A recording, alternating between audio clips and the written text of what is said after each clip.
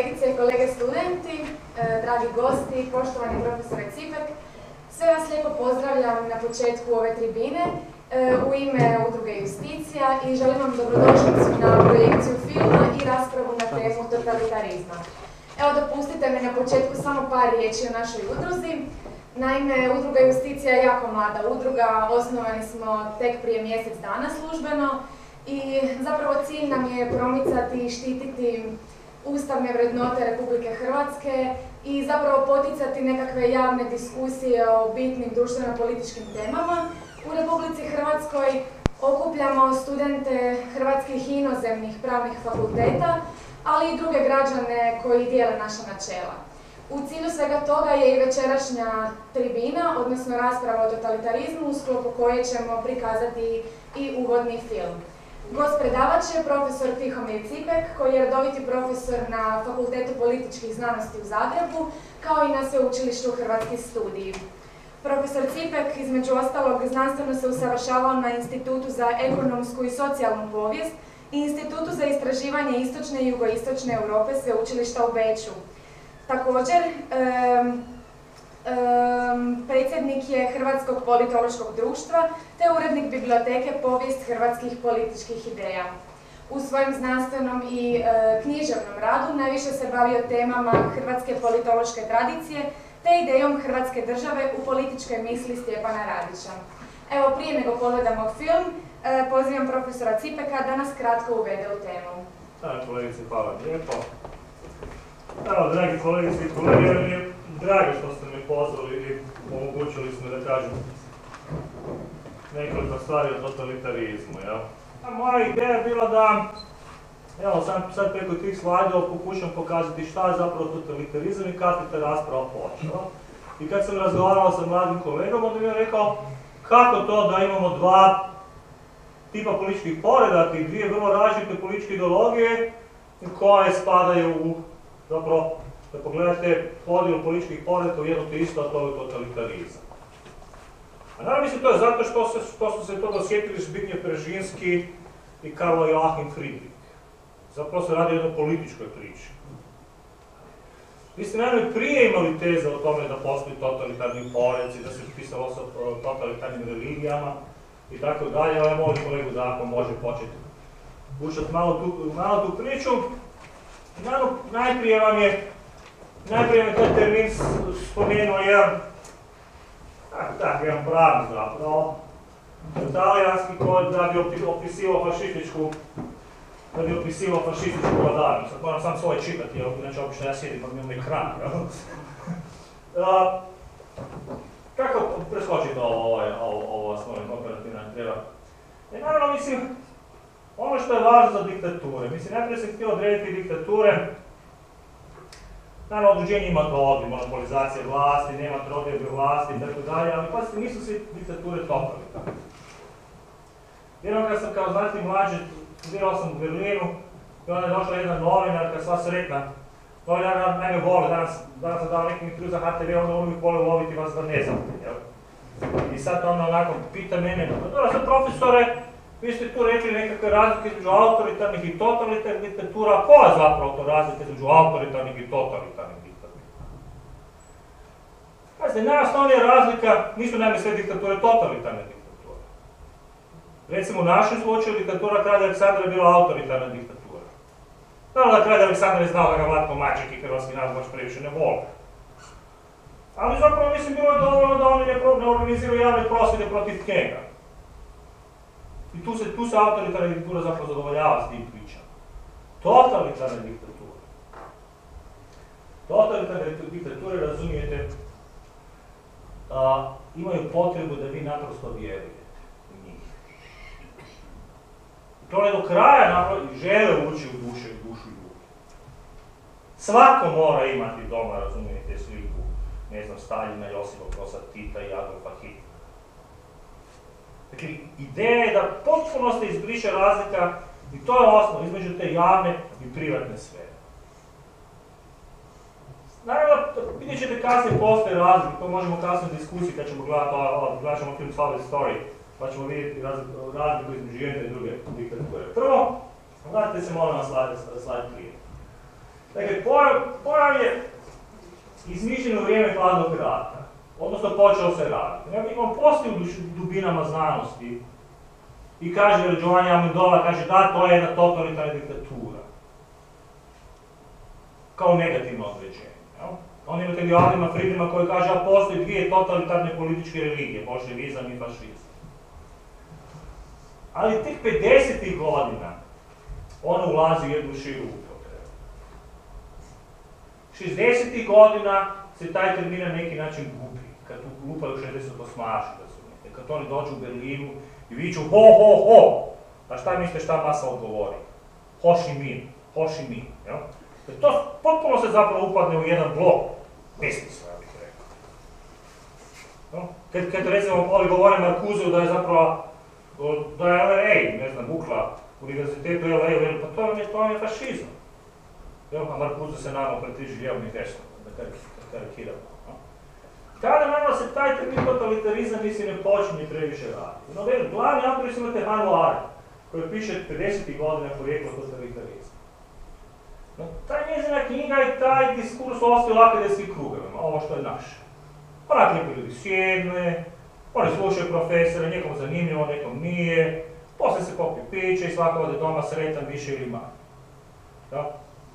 Ono što je važno za to, recimo, određenje Hannah Arendt, ona smatra da postoje samo dvije do kraja totalitarne diktature.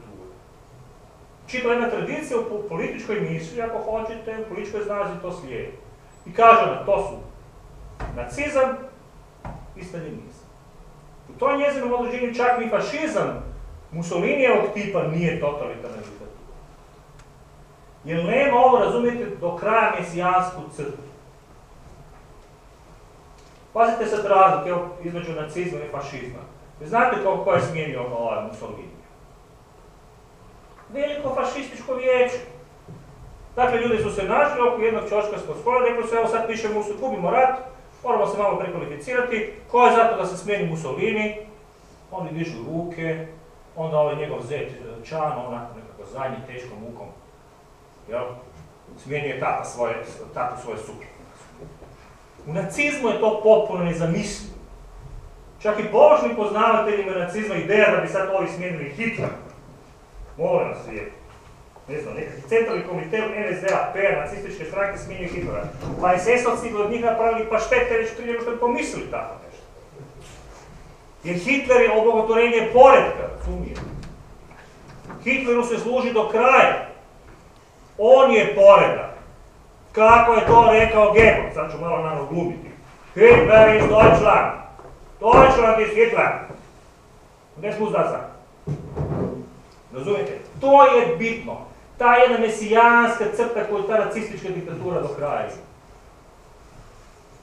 Sad naravno, kada se Zapad, demokratski Zapad, našao suočen sa bolševičkim diktaturama, sa širenjem Sovjetskog saveza, sa dominacijom, pazite, mislim, to nedavno smo mi živjeli u tom svijetu, nije to bilo pre 5 milijuna godina, to nedavno smo živjeli u tom svijetu, dakle, diktatura, onda naravno Karl Joachim Friedrich, to je jedan njemački politolog koji je emigrirao, naravno, židovskog porijekla u Njemačkoj, Zbigniew Brzezinski, pišu knjigu Totalitarne diktature i autokracije. I onda, faktički, vrlo zanimljivo, imate jednu kombinaciju znanosti, to vam je Karl Joachim Friedrich. On je bio šef američkog politološkog udruženja, APSA. Brojne nagrade dobio, jedan najutjecajnijih politologa.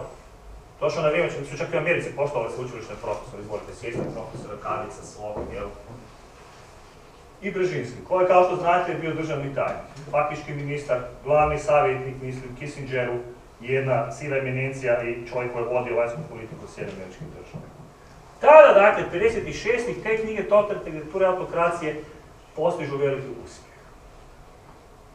I to se, zahvaljujući onda, naravno, američkoj politici Zapada, taj pojam širi. Ljevičari odbijaju tu priču. Ljevičari odbijaju tu priču. Oni misle da je to krivo, jer taj termin totalitarizam izjednačava dvije bitno različite diktature. I da danas je na predavanjima, prema doktorsku studiju kooperativne politike, i tamo uvijek među studentima krene ovo polemika.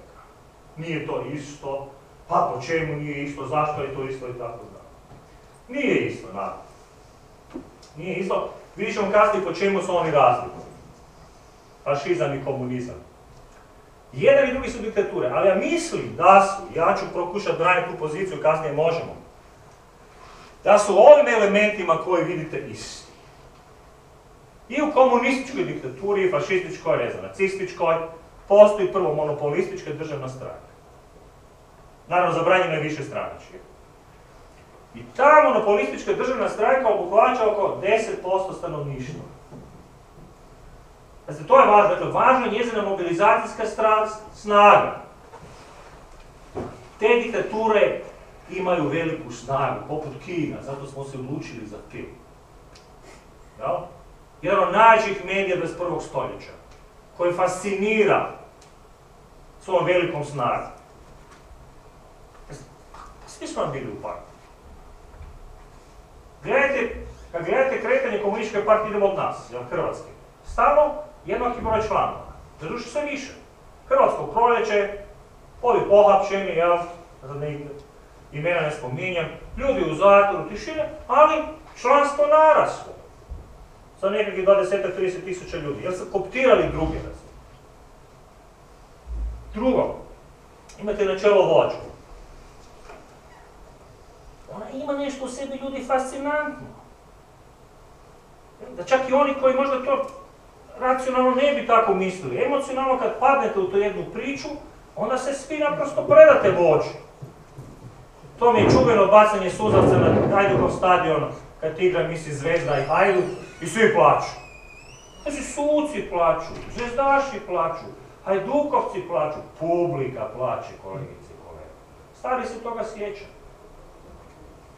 Plaču ljudi, ja čak vjerujem da narod, nisu svi sad oni gledali, oduševljeni time. Ali naprosto poredak uzima te duše, jer svi plaču. Dođeš tamo, rasplaće se onih valjda dio koji uopće nisu bili za to. I to je priča. Totalitarna diktatura, one traže da se vjeruje. I tu je važno to načelo vođe. I onda ima narod načelo elite, to je teorija Zbignjeva Bžežinskog.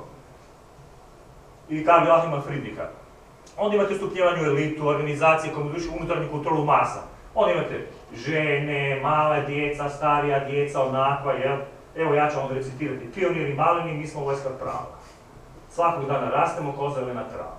Jel? Smrt fašizmu i sloboda naroda. Svi ste vi pripadali tim organizacijama, ne? I onda naravno kad ovi kažu, gledaj, papa je bio u Hitler i ugedu. Pa naravno da je bio, pa svi su 10-godišnjaci bili u Hitler i ugedu. Razumijete, mislim, naprosto bio takav tip poredak. Kao što su svi vaši profesori, uglavnom dosta to i najmlađi nisu, bili članovi pionirske organizacije. I nosili kapice. I naravno, bez obzira šta vam niko doma, to je totalitarni poredak, niko vam doma nije rekao, sine, nije ti to baš tako. Pa nisu ljudi ludi da vam kažu, vi se da se izvalite tamo pa da imate neugodnost. Blago rečeno, jel?